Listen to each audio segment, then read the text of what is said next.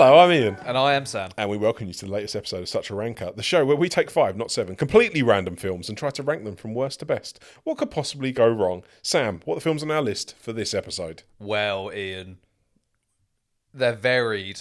They're varied, but they're all pretty, well, most of them are pretty good. This might be the most dogmatic episode yet. Oh, nice. Let's hope we're not in a rush to get through them. Alien Romulus.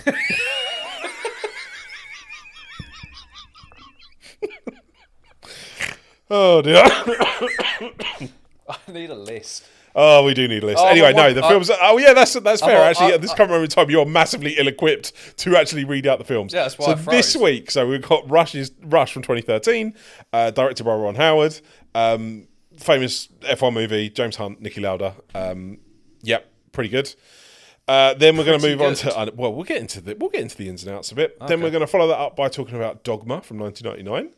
Kevin Smith, I think is his 4th feature film at the time. So he'd done a few. 4th, I think he did Clerks. Oh, Mallrats. He had done Mallrats. I forgot Mallrats. And Chasing Amy. Yeah. So this is his 4th. Huge cast of characters in this. Yes. Lots of famous names. So yes, this is his movie from 1999. Then we're going to follow that up by talking about Alien Romulus from 2024. So this is the latest not installment. the TV show, but it's the latest movie installment. Ian. Fede Alv. There is no TV show. Oh no, there is no TV show. There isn't a TV show. No, we'll forget the 2-hour conversation that we had about the TV show, which almost derailed this podcast from existence. Alien Romulus, Fede Alvarez. I'm sure we've got words to describe this. I think this will be an interesting chat. Yeah. And then our 4th film on the list is A Star Is Born from 2018. Yeah. Yes. We were going to call this podcast that. We were going to call... Yes, Nice. I like it. Yes, famous, directed by Bradley Cooper. Yes. And yes, it's a famous remake. Very successful. It's one of the great Hollywood remakes. It really is. It's been remade, I think, about 7 times. Yeah. Oh, yeah. Cool. And then we're going to finish it off by talking about the fantastic Richard Linklater's School of Rock. I will be very interested in our conversation regarding that film. Oh, no. Are we going to be mixed on this? I don't know. We're going to find out. Mixed. Let's see if you've got a hot take. So, 2013, a movie came out about F1. More importantly, about the rivalry between James Hunt and Niki Lauda. Rush is next. What's your thoughts?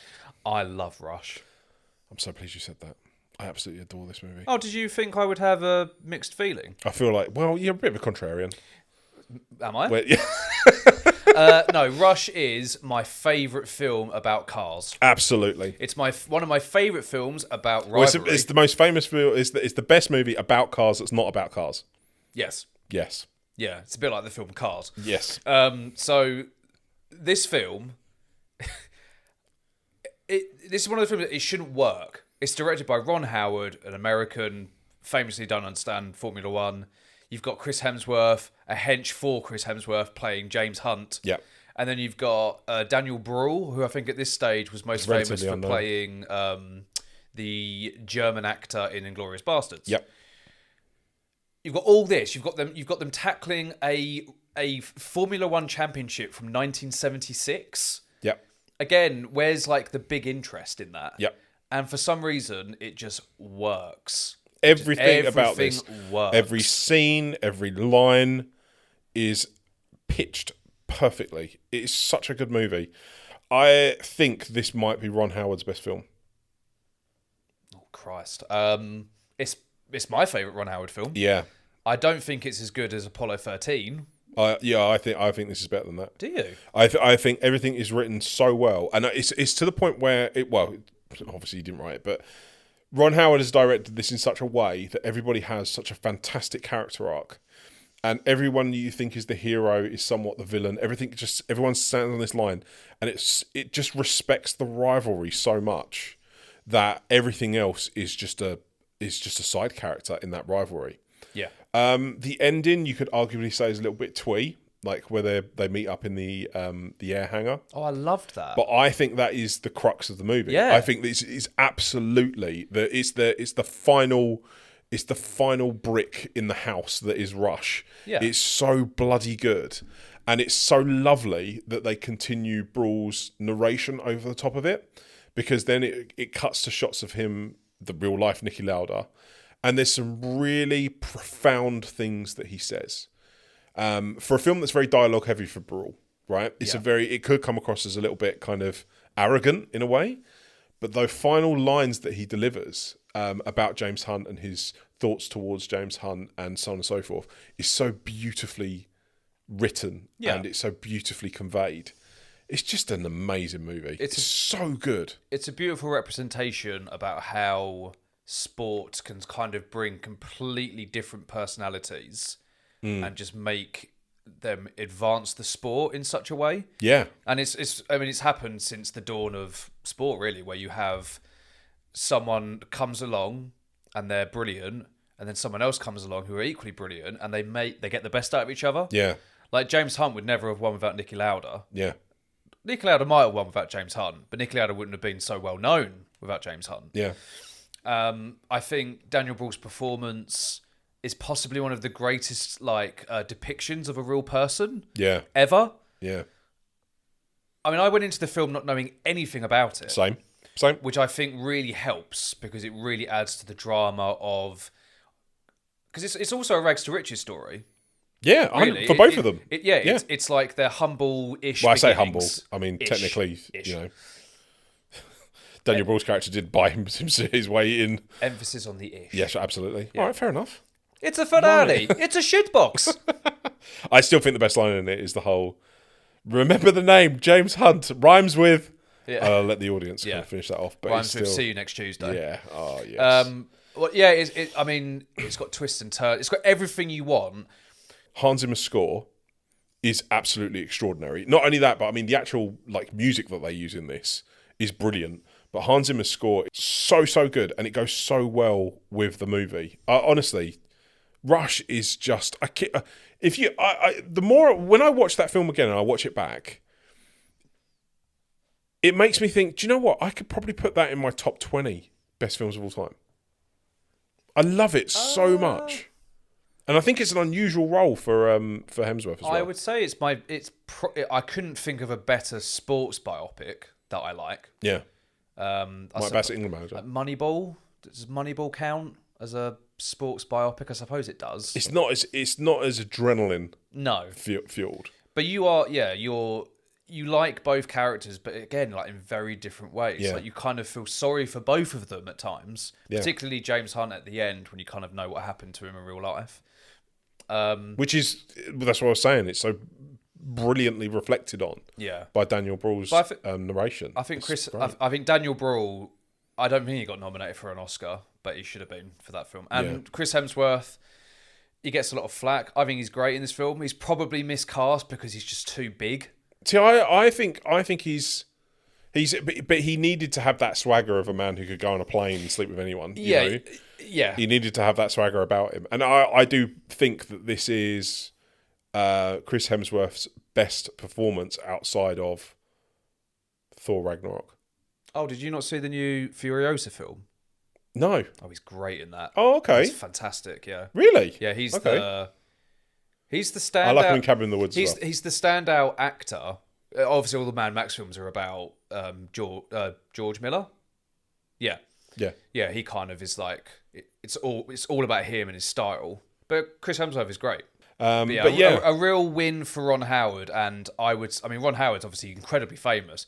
Very underrated as a director. No one would put Ron Howard in their top 10 directors ever. I think he's had a real up and down career, though. I think his good stuff he's done. He's done weird things, like he stepped in to do Solo. Yeah, but look at Ridley Scott. Ridley Scott has done more crap than good. Ron Howard's done a lot of crap, but I think Ron Howard's probably made more consistently better films than Ridley Scott. But no one would put Ron Howard anywhere near Ridley Scott in terms of prestige or whatever you want to call it. Yeah, true. Yeah, that's true. And even though he's had stuff that's equally as good. I love Rush. I genuinely think Rush is so good. It has a Met score of 74. Ooh, far too low. Far too low. I did exactly the same thing. I had to double take it. But so, yeah, Metascore is 74, way too low. No Oscar nominations, but a couple of BAFTA nominations. It got nominated for no Oscars. Like none. None at all. I know, absolutely shocking. Budget 93 million, or it earned 93 million off of a budget of 38. That's not great. So it's not a bad. It's not a bad return. It washed its face. Just Even if you're taking Yeah. marketing. Yeah, and also, but surprisingly affordable, right? 38 million budget for Rush. well, Ron Howard. That's one of Ron Howard's specialities. Yeah, he He's, can just do a lot with little. Yes, Yeah. Dogma, 1999. Dogma. Kevin Smith. What's your take on Kevin Smith? Do you know what? One of my question is here is: do you think Kevin Smith's a good writer? He is. He's a really. He's a. It's very strange with Kevin Smith because when he writes well, it is very like Tarantino. So much like Tarantino. It feels very authentic. Conversational. It feels very conversational. It feels like a real conversation. Yeah. But then he just steers off in this like insane direction. Yeah. Where it feels like it's written by a child. Yeah, and it'll be like, oh, what was that? But and Jay and Silent Bob will turn up in something, Yeah. and it's like, oh, okay, that was a bit left field. That was a bit strange. Yeah, I've got a bit of a love-hate relationship. I really like his early stuff. Ironically, all the stuff with Jay and Silent Bob in it. And I think he has a really good relationship with now quite high-profile actors. Yeah. He gets a lot out of them. He gets a lot of different stuff out of actors, and I don't know if that's because he's on the edge of it a little bit more. He's a very. I mean, if we ever do a one credit about Kevin Smith, it'll be a fascinating one. Yeah. It's very hard to believe that the same director who made Clerks and Chasing Amy made Tusk, Yeah. which is one of the worst things I've ever seen. But Dogma, not cop out. But yeah, Dogma. An abortion clinic worker with a special heritage is called upon to save the existence of humanity from being negated by two renegade angels trying to exploit a loophole and re-enter heaven. Just nonsense. It's absolute nonsense. I really like Dogma though. It's fine. I really like it. I know this is going to sound weird. I think Kevin Smith uses all of his love and passion for comic book movies and basically takes like modern Catholicism and mythologizes it. Yeah. So he's essentially done to this what people have done to the Greek gods and the Nordic gods and so on and so forth. And he's kind of just created this... I don't know. He's just created this mythology around it, which is then like the gods play and humans are just along for the ride. Yeah. You know, it's just that kind of thing to it. And I think because of that, it has to have a lot of exposition. So Chris Rock, for instance, spends a lot of time just telling everyone what's going on. And that is kind of the point of Alan Rickman's character at the same time. But there's some really like interesting stuff that comes out of this. And there's there's some weird stuff like the shit demon, I think is a weird part of the movie. Jay and Silent Bob being in it, I'm kind of a bit like, Well, they had what? to be. They had to be. Yeah. I do think the standout though is the relationship between Matt Damon and Ben Affleck. Yeah. It's a lot. They Yeah. are so good together on this film. You can tell they love making Kevin Smith stuff. Yeah. Yeah. It's kind. That's why Jay and Silent Bob returns or Strike Back. Yeah. They're great in that too. This sounds patronising, but I think they definitely see Kevin Smith as like, we can have fun with this. We don't have to like think too much. Yeah. I mean, particularly in this time, because this was just after their Oscar win, so it was probably just nice to make like something that's just ridiculous. Yeah. It's a film that came out at an interesting time because it basically this and South Park was this like the peak of like and like just like taking the mick out of religion. Well, I mean, at the same time, though, you also have things like Stagmata had. Don't you? You look at horror. You love that film. I don't love it. I'm just saying, like, but it's an interesting time for religious depiction within movies. Like the late '90s, for instance, went all in on like that whole movement. Keanu Reeves, So- the film with Al Pacino. Devil's Advocate. Devil's Yeah, Advocate, all that yeah. stuff was just it's ripe for storytelling. Yeah. But Dogma is... I feel like Dogma is probably the one that a lot of people would use. It probably got the most stick, ironically, Yeah, out of can even imagine it South would've done. Park. Yeah. Because there's a different... I mean, animation is one thing, but when it's live action, taking the mick out of it. I suppose it was brave of Kevin Smith to do. It's hugely brave. I mean, that whole scene at the end happens outside of a church. Like, it's just a bloodbath, right? And you're just like, how the hell did you get away with this? You know? I don't think he did. I think this is the beginning of the end of his career. Do you reckon? Yeah. But it's quite well received. Like, I do like. I think a lot of people. I mean, Yeah, I know, but I can see why people would be offended. a lot by of it. films can be well received, but is it Passion of the Christ, the Scorsese Defoe film, that nearly killed them, particularly Scorsese. Yeah. No, I think what did Kevin Smith do after this? He did Jay and Silent Bob Strike Back, and they did some terrible rom-coms with Ben Affleck, and then he To cop out. And Clerks stuff like 2 that, was yeah. kind of like his, I need to go back to what people know me for. Yeah. And then he just went mental with saying all that. Zack and Miri Make a Porno will always be a little gem for me. Yeah. Actually, it's good fun. That's good fun. Yeah. I would say everything before and after that is just like. Well, because I think a lot of his relevancy in the way that he made films was very 90s centric. Do you know what I mean? Like there is that independent, like grunge teenager. grunge teenage era. Yeah, exactly. And I think he understood that really well, and then he just couldn't really work out where he was going to go after that. And to be honest, Hollywood gave him a good chance. He's directed a good few things after, and he did see some. As much as you don't like it, Tusk was fairly, he was respected for that. I don't think he was. Yeah, Tusk I think had its fans. I don't think it was hated. It's got like 4 fans. Well, but it depends how loud their voice Film is. is awful. It's one of the worst films I've ever seen. I hated it. But he's now known for he's got a huge podcast, right? Kevin Smith's got a huge podcast. He had his heart issues, and I think he had He's a very heart attack and stuff like that. So he's a very interesting guy. He's kind of the guy before like the Stoner Bro era. Not the Stoner Bro. That sounds very cynical. But like the Judd Apatow, Seth Rogen. yeah, Kevin Smith was kind of that version before they were. yeah, He's kind of the godfather of those of the Jay Baruchels, yeah. Seth Rogen. One of them's actually in Tusk. It's not Josh Hartnett, but it's the one who looks like Josh Hartnett. Can't remember his name. He was in Jeepers Creepers. Anyway, Justin Long. Justin Long. That's the one. Yeah. Yeah. Justin Long's an interesting actor. You I know.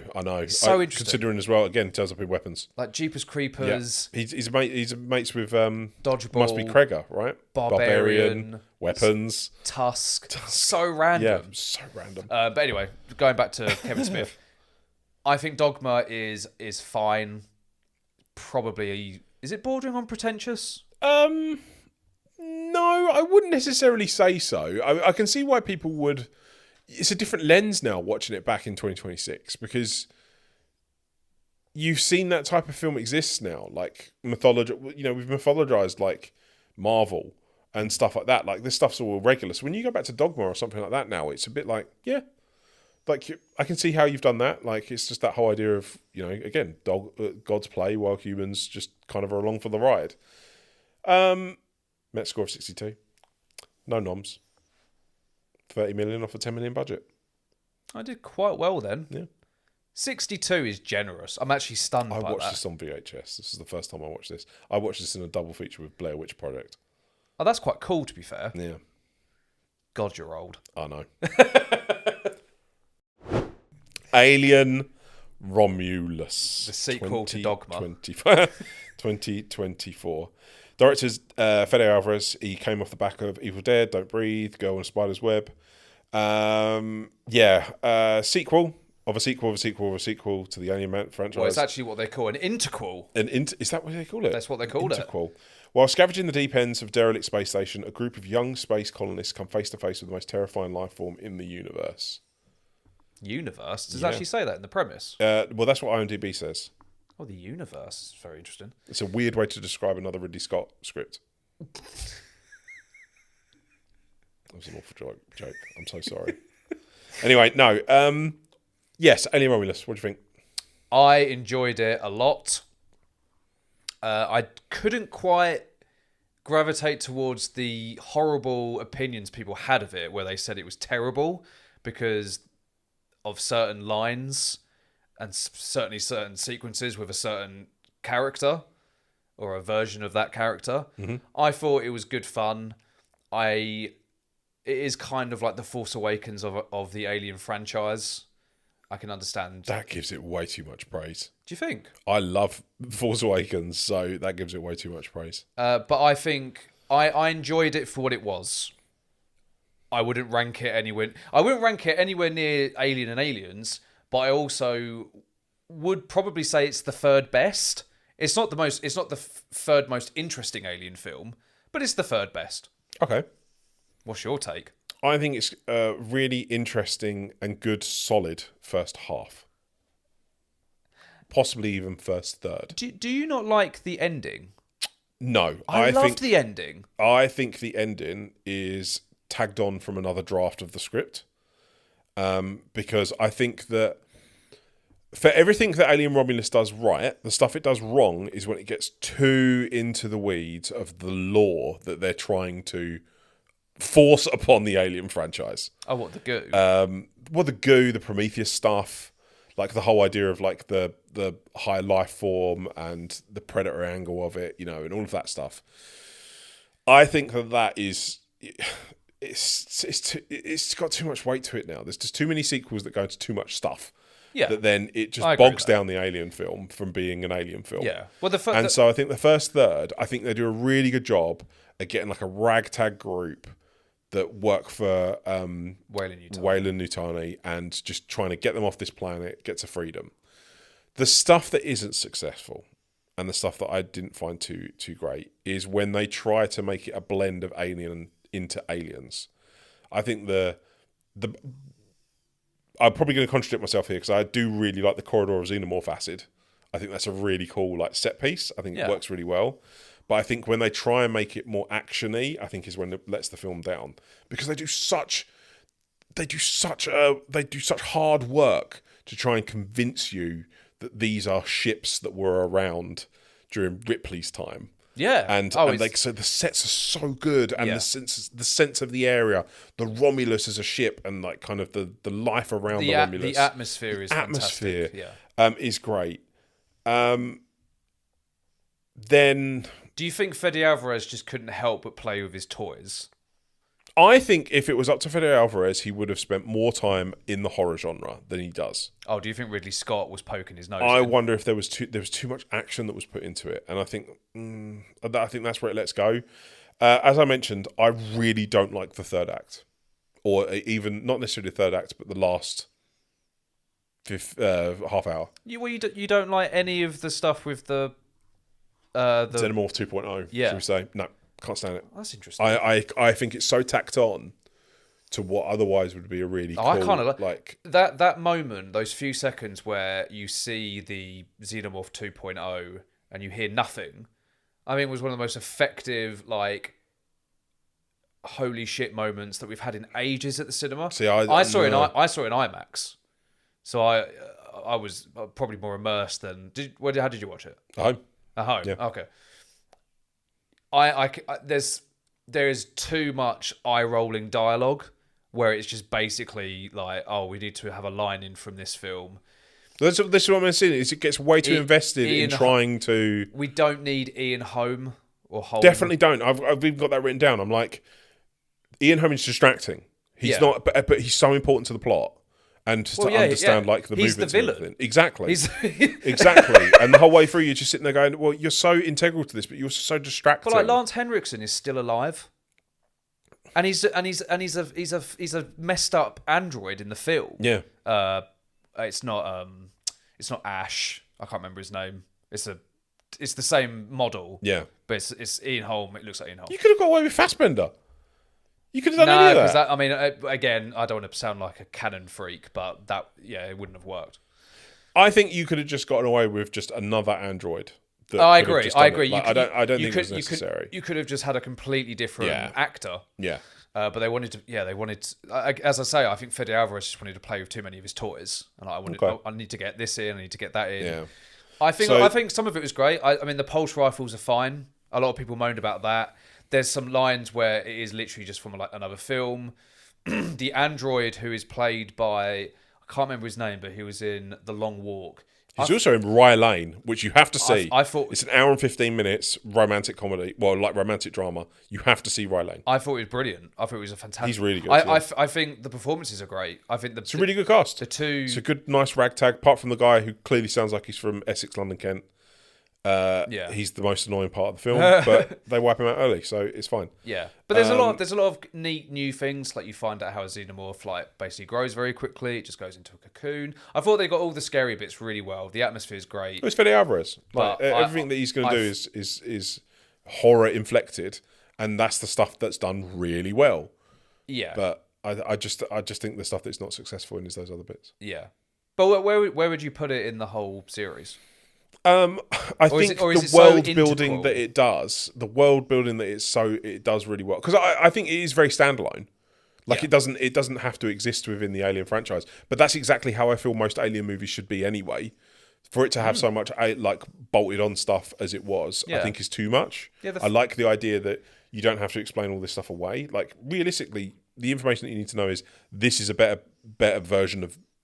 Well, it's basically Darwinism at its finest. Yeah, And that's all you really need to know for a lot of the time. the first two films, it's not major mythology. Yeah. It's just I'm stuck in a room with a spider. Yeah, exactly. And it just so happens that spider's better than you. Yeah. So all those things combined, and so it does sit up there and higher, and it's tighter and more coherent than Alien 3. It's tighter and definitely more coherent than Alien 4.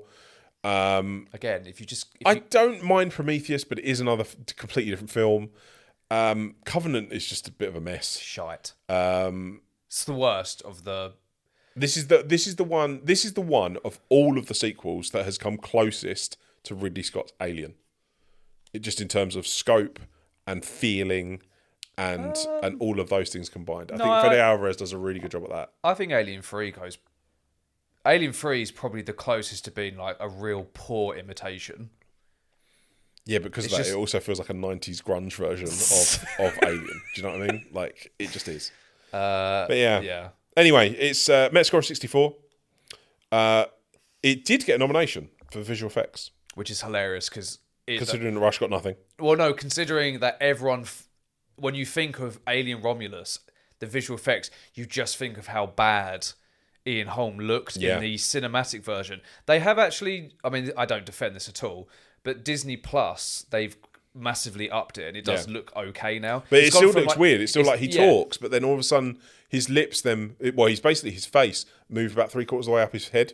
Yeah. And then it then moves back down again. You're like, how? It's gone from like 10% to 40. Yeah, it's a bit weird. Still glaring. But yeah, it did have a nomination for visual effects. In terms of what it made, 350 million Yes. off an 80 million budget. Fantastic. That is a great little comeback. And we're going to have a sequel. And we're going to have a sequel, yes. Do you reckon Fede Alvarez is doing it? He's not. He bailed. Oh, what did he? Yeah. Okay. Has it got a tie into the TV show? Oh, I fucking hope not. Well, I mean, it's the law of Alien now. For some reason, we have to I reference mean, I'm not every going to movie lie. We're within talking about Law, that fucking show. Oh my god. Let's not get started. Right, 2018, we move on to A Star is Born. Is it the most successful remake of a remake of all time? No, Kong. Okay, nice. Do you think Kong is better than Star is Born? 2005's Kong. Yeah. Yes. What, better than Star is Born? Yes. No! I mean, they couldn't be any different. I mean, come on. This is such a ranker list. We're about to compare A Star is Born to Alien Romulus. Yeah. We're allowed to make these comparisons. Yeah, I'd say so. I'd say it's better. Not gonna What, lie. Kong or Star is This Born? is this is a slight little moment. The music from King Kong is so wonderful. I listened to the soundtrack. You're talking about A Star is Born 2018, No, right? King Kong. I listened to the soundtrack of when Kong sees Annie again in New York, and they go ice skating. They don't go ice skating. They just go on an icy lake in New York. Some of the most lovely music ever. So good. I don't know. The soundtrack to A Star is Born is awesome. It's a bloody good soundtrack. Yeah. Where do you rank it? Yeah, I think it's up there. I think this is a great movie. Yeah. Like, really good movie. Very strong IMDb, directorial so debut. insane, right? This is Bradley Cooper. So since this, he's gone on to do Maestro, which was a Netflix movie, and he's just done Is This Thing On, Which is John Bishop. It's got our mate Laura Dern in it. Yes. Where was John Bishop's? It is, yeah. Place? We Yeah, did. it's Yeah, his story. We did it for. This might have been a deep dive 5. Oh, going way back when. We're going to echelons of our back catalogue. Yeah. Yes, no, a hard-drinking country music star falls in love with a singer whose career quickly takes off. I think that might be one of the worst most basic descriptions of a movie that I've ever read on IMDb. A hard-drinking country music star falls in love with a singer whose career quickly takes off. Yeah, but that's very to the point. It's absolutely to the point, but it doesn't give a lot away. Remember, a premise needs to be like a lift pitch. I think it's a Red Robin. It's a Red Robin, that is. Yeah? It's Ali's story. Star is Born 2018 is Ali's story. It's all about Gaga. I mean, this is the thing. The film had a lot to prove. You got Bradley Cooper behind the camera. You got Lady Gaga in front of the camera. Yeah. In her first leading role, I suppose. She only really did little bit parts in like American Horror Story before this. Mm-hmm. Maybe some little Was that before this? Yes. Okay. You've got a very interesting cast. Lady Gaga's dad in the film, I know, is a very famous stand-up comedian whose material was quite strange. And then you've got the great moustached man. Yes. Sam Elliott. He's fantastic in this movie. You cannot understand anything that he's saying. It's like... And you go, yes, I know what you mean. Did you see 1880? Sorry, again. Did you see 1883? No. Is this a TV show? Yeah. It's a Yellowstone prequel with him. Okay. So good in it. I wish the whole thing was really just about him, because he's just basically Sam Elliott as a cowboy. But every single time he's on screen, I mean, I must admit, I watched this back the other day and I realised I'm an old man now. Every single time the music came on, it was so loud. So loud! And then when they spoke, Sam Elliott would be like... He sounds like the Seattle Sound from the early 90s. It's not the best sound editing I've ever heard. Do you know what I mean? It's like, it's a bit like... Yeah, but maybe that's deliberate. So many pitch, probably, yeah. But, no, I think this movie's astounding. I think this is amazing. I think... I like the red herring element of that summary, because I do think that ultimately this all kind of falls on the shoulders of Gaga, and she absolutely carries it. She nails it. She's the right level of like naivety, innocence that the role kind of demands. And I think she just absolutely knocks it out of the park. She's such a good performance by her. Yeah. That you then kind of want to see her in other things. It's kind of semi-autobiographical of her in certain I reckon there's lines of dialogue. Yeah, like, so you kind of think there's got to be like huge elements of her career is reflected in some of these lines. Yeah. The chemistry between Bradley Cooper and Lady Gaga as well. Amazing. Just incredible, to the point where it actually bled out into real world, where people were actually saying, are these two actually together? Oh, do you remember the Oscars? The Oscar performance is insane. That look during the piano duet. It was lovely. I think me and you wonderful. looked at each other the same way that night. We absolutely did. There was no way I wasn't falling in love with you that evening, that Oscars evening. Over pizza at 4 a.m. Yeah. But yeah, do you reckon? So I've got an extraordinary question attached to this. Please. Do you think this is one of the best films directed by an actor? And I include, but in that conversation, Clint Eastwood, Ron Howard, Ben Affleck, Greta Gerwig, Jodie Foster, Rob Reiner. They're all actors that transitioned into. Oh, there's a lot more directing. than that. There's so many more than that, but I'm using these as like Robert Redford. Robert Redford. But there's good performances in there. But this is up there. Star is Born is insane. Yeah, it's really good material for Bradley Cooper to test his directing chops. Yeah.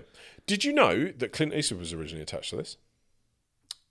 Oh, a long time ago though, wasn't it? No, he worked on this for quite a while, and Bradley Cooper took over from him. Oh, I think because they had a little collaboration for quite a few years. With like American Sniper, and The Mule. Yeah. Oh, that does make a lot of sense actually. Yeah. Well, I think Clint Eastwood had just done Jersey Boys, so he probably thought it was a little bit too similar in material. Maybe.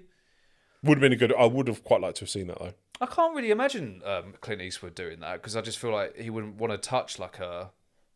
Clint Eastwood's done weird stuff though. Film. He's done weird stuff. But no, I think it might be one of the best. Particularly debuts, at least. That brilliant, insane debut. Yeah, I love the opening. Yeah, fantastic. There's so many little foreshadowing moments. Yeah, yeah. When he drives past the lights and it's got all like the nooses and stuff like that. It's just it's extraordinary. It's an absolute that's what imagine. I mean, how much did the film make? This pulled in 439 off a 36 million budget. That's what I mean. Like, Stupid I feel box like office. even now, imagine a film like that making that much money. Yeah, I know. And that because when I watched it, the cinema was We'll say full. that Michael. Everyone was in tears. Yeah, by the end. honestly, the last song that he writes by the piano, that then Gaga then sings in like the theatre. Yeah. That is such a moving song. Like, it's so good. Yeah. And I remember I listened to the soundtrack of this a lot after I saw A Star Is Born. I've still got it on playlists and stuff like that. It's so good. The music in this film is so good. Yeah. It's so good. And you don't know if Gaga's obviously written some of it. She won she won the Oscar for Best Song because of this.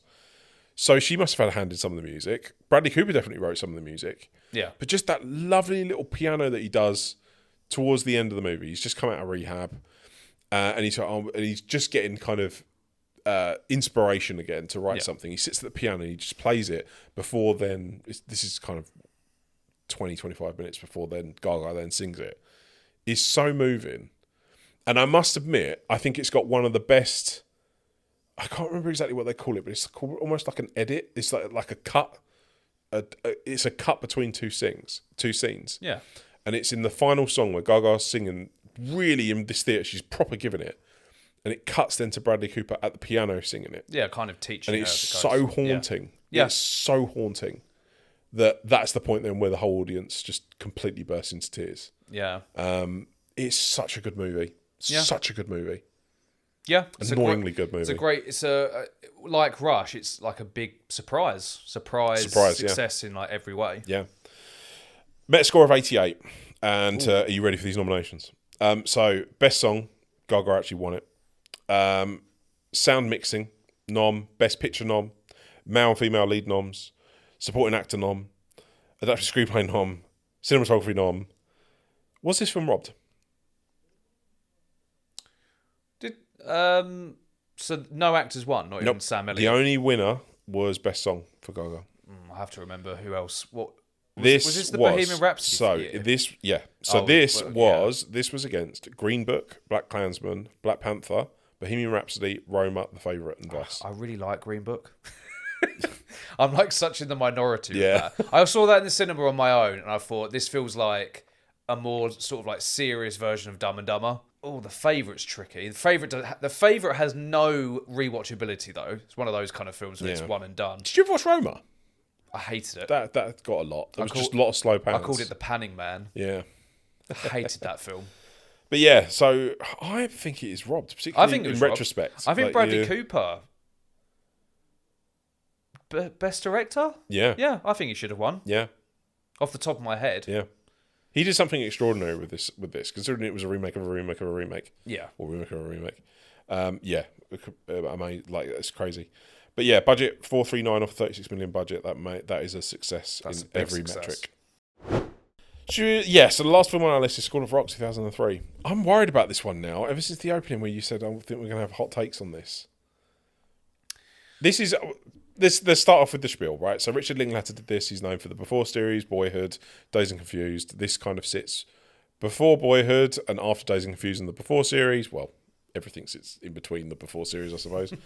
And this, I think, is probably his most accessible movie. Before that point, he was very known as like a bit of a conversational darling. Yeah, I think he tried, I suppose, with the Newton Boys in 94, 95 to make something a bit more accessible. That's also shot at a Western. I think he wanted to make a film that he could see with his kids. Yes. After being kicked out of his rock band, Dewey Finn becomes a substitute teacher at an uptight elementary private school, only to try and turn his class into a rock band. The film is fine. I love this movie. So, I in theory should love this film. It came out when I was 11. I did watch it a lot, and this was definitely the first film, along with Shallow Hal, where I could picture Jack Black in my mind. Did you watch Orange County? I didn't know. Okay. That's the one with Colin Hanks, isn't it? Is. Yeah. Is that Richard Linklater? No. Oh. I think this film's fine. It gets worse as I get older, but I don't think that's the film's fault. Looking back at it? Did you rewatch it for this? I did. I loved it. I keep loving it. I've always loved it. I think I've got like a nostalgia goggles for it. But I do love this movie. I'm just very hit and miss on Jack Black in general. Yeah. I think he works for this film. I find this film most interesting now because it's a Mike White written film, and obviously he's become absolutely huge because of The White Lotus. Yeah, And he's very Mike White in this film. yeah. Well, he's in it as well. Yeah, that's what I mean. Yeah, it's a film that works. It's weird that it's Richard Linklater. I suppose it just doesn't. Without realizing it now that I'm older, it doesn't fit. And I suppose that's because he wanted to make something that's accessible. Yeah. But I think it's fine. I don't think it's outstanding. The only thing that I would say about it's properly Linklater is the soundtrack. Yeah. This is really good soundtrack, and I think that ties into his other stuff. But this is his most accessible because it feels like a movie, right? And that's no slight against Linklater, but he doesn't do movies that feel like movies. He does movies that feel like experiences. Yeah. And it's almost like you're watching a home video or you're a fly on the wall. Whereas this is a movie, and that's why I bring up the Newton Boys. Have you seen the Newton Boys? No. So this is a movie that he did in the early 90s with McConaughey and Skeet Ulrich, who was of Scream fame. And it's also got Ethan Hawke in it and stuff like that as well. Again, it's like a Western. But it's accessible. And it kind of feels a bit like that in as much as it's a bit like... It's not like Boyhood. It's not like the Before series. It's not like Dazed and Confused. It's not like Everybody Wants Some, which is an early Glenn Powell movie as well. It's not like the stuff that he's really good at. Even Blue Moon that he brought out last year. Like, it's not like those movies. This is more accessible. And I do think it's a massive hit. I think it's lovely. I think it's a really charming movie that has its heart in the right place. Okay. And I think that's all it needs to be. But it's bloody good at it. Okay. In terms of scores, Metascore of 82. Wow. Yes. No noms. Which is not surprising. Not surprising. But in terms of budget and profit, 131 million off a 35 mil budget. That's pretty good. It's good. It's not fantastic. It's not fantastic. I would have thought it would have been about 250, 300 mil. But because it did well, it was a family. Yeah, but then it's it's Linklater. People were just like, oh. Yeah, true. I can't imagine many of his films made a big profit. Boyhood did well. Yeah. Yeah. Okay, right. This is the best bit. Let's start to rank these movies. I can't. You can't. I can't. You've just given up on the rank. Just can't. Yeah, it's just too much. Right. What do you think is the worst film on the list? So just to recap: Rush, Dogma, Alien Romulus, Star Is Born, and School of Rock. I'd go Dogma. I would go Alien Romulus. Ooh. I don't think there is enough. I think Dogma, as much as there's some silly elements to it, like the shit demon and stuff like that, I was a bit like, this is really kind of weird. I think it does really interesting stuff throughout. It gets really... I mean, we didn't talk about Alan Rickman's performance in it, but Alan Rickman's good fun in it. I think Matt Damon, Ben Affleck are really good in it. It's funny to see James Silent Bob in it. I think the way it mythologizes some of the characters in that, I think is much more fun than, say, something like Alien Romulus, which does a really good job at setting the scene. A really good job. But after the first third, I think it loses its clout really quickly. Yeah, I'd probably agree. I like Alien Romulus. I would consider it one of the better Alien films, but everything that makes it great has already been done in the exact same series. Yeah. And I suppose it does take risks, but it doesn't take like monumental risks. Yeah. And I think Dogma, for all of Kevin Smith's like up and downs in his career, it's quite a ballsy move making a film like that. Yeah. So I'd probably agree. Okay. It's fairly unique. Yeah. Which Alien Romulus is not. Exactly. So yeah, I'd probably agree. But I think I would probably put Dogma at 4. Yeah. If that is the case. Yeah. Okay. Right. So Alien Romulus, Dogma, then School of Rock. School of Rock. I think you're right. Yep. I love School of Rock, but it doesn't hold a candle to A Star Is Born or Rush. Yeah. Well, I'm gonna go Number 2. number 2. I'm gonna go A Star Is Born. I agree. I absolutely agree. I nearly swore at you there. No, I absolutely agree. I think both films are outstanding in what they're trying to do. Yeah. And they're kind of really great vehicles for everyone involved in both films. They're very similar. but I think Rush, it just has you on the edge of your seat. It has no right to be as good as it is. No. And it's just great. A Star is Born already had 2 versions of that movie that was good before it. Yes, It's just, it's a timeless story. It literally is as old as cinema, that story. yeah. Like watching F1, the film, just reinforces how good Rush is, because Rush just has a lot of It has heart. a secret sauce. It has a lot of heart to it. Rush just has like a secret sauce about it that just, I think you mentioned it with charm, but it just does something magical on screen where it focuses on the right stuff. It could so easily have turned into a biopic. It could so easily turned into a documentary. But they focus so much on the story of the rivalry that it just makes everybody else around it interesting. Like, literally everyone around it, everything that happens in a movie is interesting. This should be the template of how to do a story in time. Yeah. Of how to do something that happened. I mean, by then it would have been about 40 years ago. Yeah. But you nailed it earlier on when you said it's one of those films that just manages to capture the point of sport. Yeah. Like, it captures the point of it. And you just go, yeah, actually, I get why people like this. Yeah. I get why people get on board There'll with be this. versions of this film about Nadal and Federer. I mean, they've already done that in tennis, really. They did a Borg-McEnroe film. Yeah. But this... That's what Challengers is. It's Challengers. Yeah, this will never be eclipsed because I suppose it had no right to be... I mean, you just think about it on paper. Yeah. You read it. You're reading it. It's directed by Ron Howard. You've got Chris Hemsworth. Yeah. Who is Daniel Bruhl. Yep. Or lots of unknowns. The supporting actors are all sort of kind of like not very known. The random British people. Random British. Yeah. Stephen Mangan's in it for like 5 seconds. Yeah. And It's so strange. And he's hilarious in like the brief time he's in it. Like Natalie Dormer's in it for like 5 seconds as a nurse. But everyone's great. Music's great. Cars are great. Not particularly a car guy, but the film is great. Film's great. The film is great. Go and watch it if you can. It's a rush. It's an absolute rush. Okay, young man, should we wrap this up? Yes, please. I think it's time to wrap it up. Thank you for taking part in the latest episode of Such a Ranker. How do you rate our list? What do you agree or disagree with? Would you do anything differently?